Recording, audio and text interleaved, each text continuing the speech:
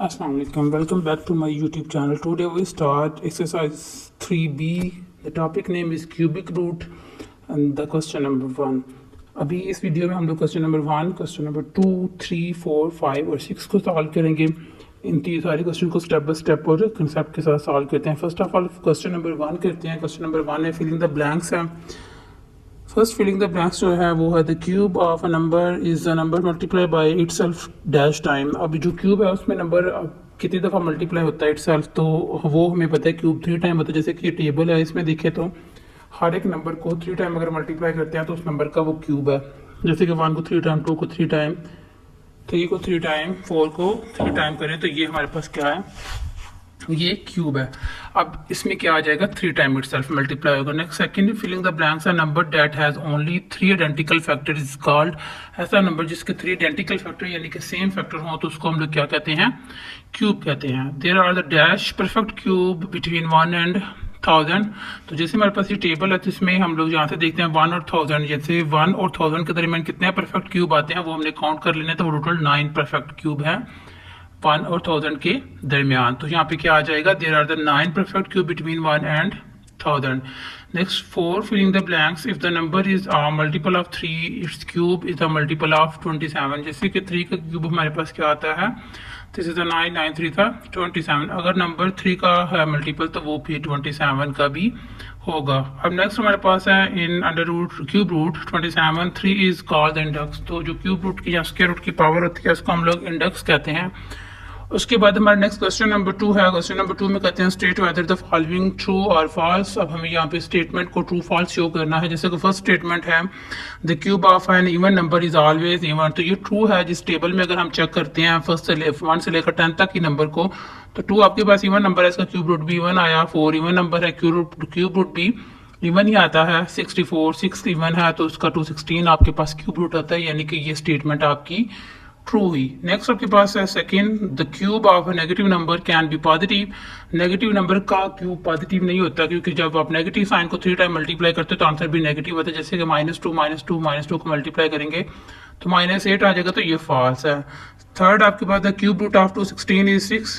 तो cube root 216 का 6 ही आता है। जैसे कि देखिए 6 का अगर क्यूब रूट फाइंड करते हैं 3 टाइम मल्टीप्लाई करने के बाद तो वो 216 ही आता है। तो 216 का फिर आपके पास क्यूब रूट भी क्या होगा, 6 ही होगा। तो ये स्टेटमेंट भी ट्रू हुई। इसके बाद आपके पास एक rational number a by b दिया जाता है, तो उसको अगर क्यूब रूट की फॉर्म में लिखा जाए, लिखने के बाद उसको अगर सेपरेट नोमिनेटर और न्यूमिनेटर को राइट करते हैं तो हमें मल्टीप्लाई नहीं आता, डिवीजन का साइन आता है। तो यहाँ पे ये मल्टीप्लाई, तो ये फॉल्स है। जैसे अगर सेपरेट करके लिखते हैं तो इस फॉर्म में लिखा जा सकता है आपके पास under root cube root a divide by cube root b।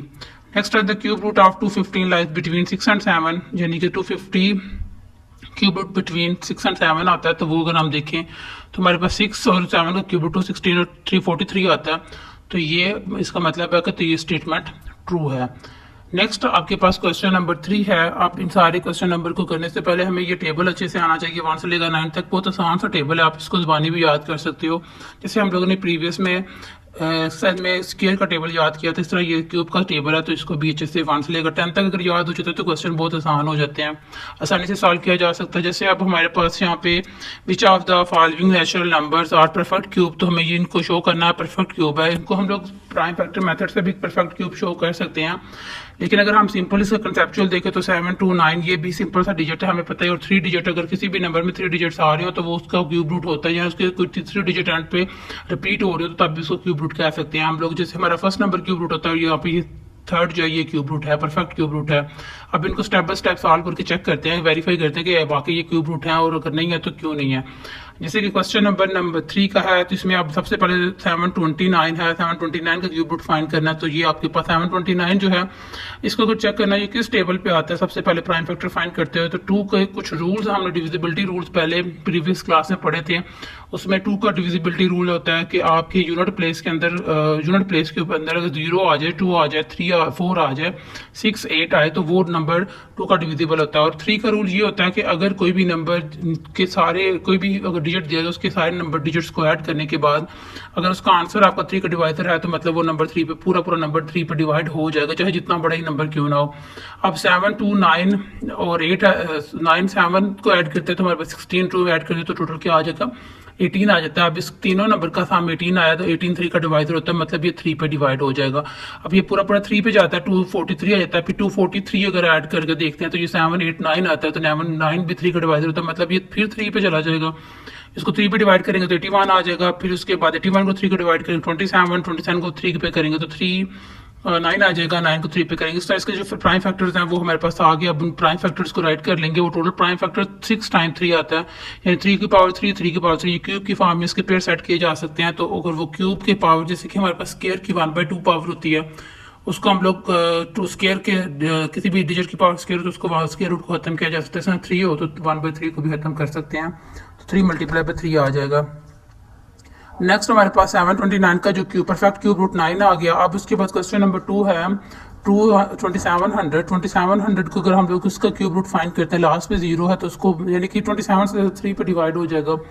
इसको 3 पे डिवाइड करते हैं तो पूरा पर जाने के बाद 900 3 पे जाने के बाद 300 3 पे जाने के बाद 100 3 पे नहीं जाता, इसको 2 पे डिवाइड कर लेते हैं। फिर 50 आता है, 50 भी अगेन 2 पे डिवाइड करने के बाद 25, और 25 जो है वो 5 पे जाएगा। तो आपके पास यहाँ पे इसके प्राइम फैक्टर 3 टाइम 2 आ गया, 2 टाइम 2 आया, 5 टाइम 2 आया। अब इसका मतलब ये है कि क्यूब की फॉर्म में तीनों प्राइम फैक्टर्स अगर क्यूब की फॉर्म में होता तो ये परफेक्ट क्यूब होना था। अब ये इसमें तो 2 क्यूब की फॉर्म में नहीं है, it is not a perfect cube. ये परफेक्ट क्यूब नहीं। इसके बाद आपके पास 27,000 आता है। 27,000 को अगर आप प्राइम फैक्टर्स फाइंड करते हैं, सबसे पहले 3 पे पूरा जाएगा, 9,000 फिर 3 पे जाएगा, 3,000 फिर 3 पे 1,000, और 1,000 3 के टेबल पे नहीं जाता तो इसको 2 पे कर लेते हैं। 500 फिर 2 पे करेंगे, 250 फिर 2 पे करने के बाद 120 फिर 225 फिर 5 पे करने के बाद 25, और फिर 5 पे करने के बाद 5 आ जाता है। तो इसके प्राइम फैक्टर्स राइट करते हैं। प्राइम फैक्टर जो हमारे पास है 3 भी 3 टाइम है, 2 भी 3 टाइम है, 5 भी 3 टाइम है, तीनों प्राइम फैक्टर्स हमारे क्यूब की फॉर्म में है, तो इसको कैंसिल आउट क्यूब रूट से करते हैं तो हमारे पास 30 परफेक्ट क्यूब इसका आ जाता है। It is a perfect cube, तो ये परफेक्ट क्यूब होगा। अब क्वेश्चन नंबर 3 का हमारे पास लास्ट पार्ट है, उसको सॉल्व करते हैं। क्वेश्चन नंबर 3 का जो लास्ट पार्ट है उसमें आपको डिजिट दिया 34,128, 28 मतलब यूनिट प्लेस पे अगर 8 है तो इसका मतलब है ये 2 पे परफेक्ट क्यूब डिवाइड हो जाता है। इसको 2 पे डिवाइड करते हैं तो ये आपके पास 2 पे पूरा जाने के बाद 17,64 आता है। फिर ये 4 लास्ट में तो ये फिर 2 पे चला जाएगा, 8,532 आ जाएगा। फिर ये 2 पे जाने के बाद 4,266 अगेन 2 पे जाएगा, 2,133। अब 2,133 यूनिट प्लेस पे 3 है तो इसका मतलब आप इसने 3 पे 2 पे नहीं जाना है। इसको चेक कर लेते हैं, ये 3 पे डिवाइड हो जाएगा। सबको ऐड करने के बाद आंसर 9 आता है, तो इसका मतलब ये है कि ये 3 पे डिवाइड होता है। तो 3 पे पूरा जाने के बाद 711 फिर 3 पे जाता है, क्योंकि 7 और 1 को ऐड करते हैं तो 8 और 9 आ जाता है। ये फिर 3 पे चला जाएगा, 273 अगेन 3 पे चला जाता है, और 79 प्राइम नंबर है वो किसी भी टेबल पे नहीं आता तो उसको अपने टेबल पे डिवाइड कर लेते हैं। अब इनके फैक्टर्स को क्यूब की फॉर्म में लिखते हैं जो जो आते हैं। जैसे 2 क्यूब की फॉर्म में आते हैं, 2 बाकी आ जाता है, 3 क्यूब की फॉर्म में आ जाता है, 79 इसी तरह। तो इसका मतलब ये है कि इसके सारे प्राइम फैक्टर क्यूब की फॉर्म में नहीं आए तो ये परफेक्ट क्यूब नहीं है। इसके बाद नेक्स्ट क्वेश्चन हमारा है क्वेश्चन नंबर 4।